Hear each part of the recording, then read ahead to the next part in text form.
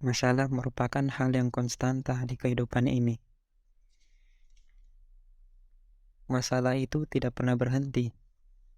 Masalah hanya datang silih berganti, ataupun malah meningkat. Kebahagiaan itu datang dari keberhasilan untuk memecahkan masalah. Ya, kata kuncinya di sini adalah memecahkan. Jika lo berusaha menghindari masalah lo, atau merasa seakan-akan tidak punya masalah apapun, percaya deh, lo akan membuat diri lo sengsara. Jika lo merasa kalau lo memiliki masalah yang tidak dapat lo selesaikan, sama halnya lo membuat diri sendiri sengsara. Bumbu rahasianya ada dalam kata memecahkan masalah, dan bukan pada punya masalah atau tidak punya masalah sama sekali.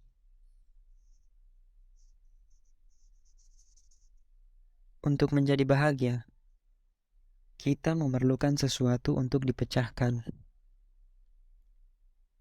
Dengan demikian, kebahagiaan merupakan suatu bentuk tindakan, dan ini adalah sebuah kegiatan, bukan sesuatu yang diam-diam diberikan kepada kita. Bukan juga sesuatu yang secara ajaib tiba-tiba muncul. Kebahagiaan merupakan proses kerja yang konstan, karena memecahkan masalah juga adalah proses kerja yang konstan. Solusi terhadap masalah kita hari ini akan meletakkan fondasi untuk masalah di esok hari dan seterusnya. Kebahagiaan yang sejati akan terwujud hanya jika ketika lo menemukan masalah, lo menikmatinya dan menikmati proses pemecahannya. Kadangkala, masalah-masalah yang dihadapi tersebut itu sederhana. Makan makanan sehat, pergi ke tempat baru, menamatkan game yang baru saja lo install.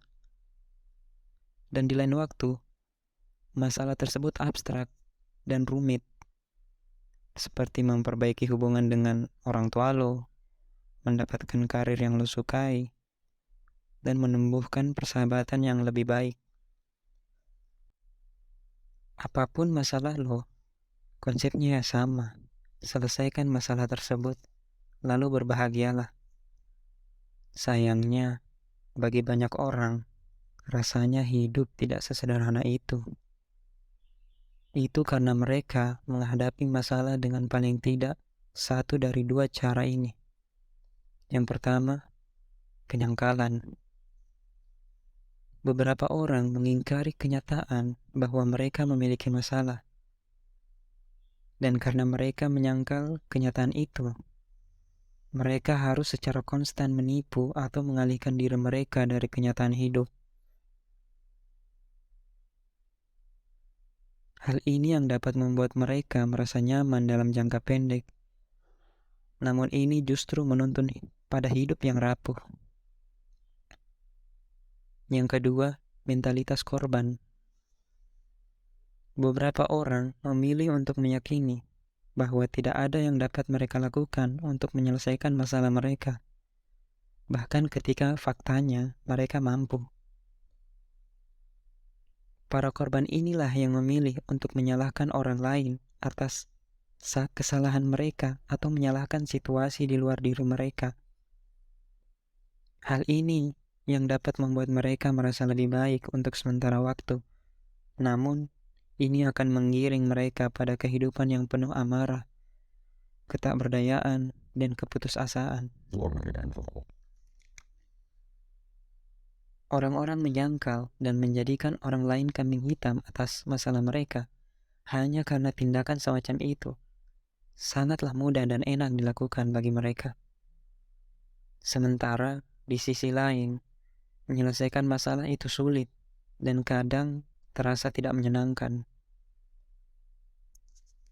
Segala bentuk tindakan menyalahkan dan menyangkal membuat kita cepat tinggi. Hal inilah cara untuk sementara waktu lari dari masalah, dan pelarian itu rupanya memberi jalan pintas yang membuat kita merasa nyaman.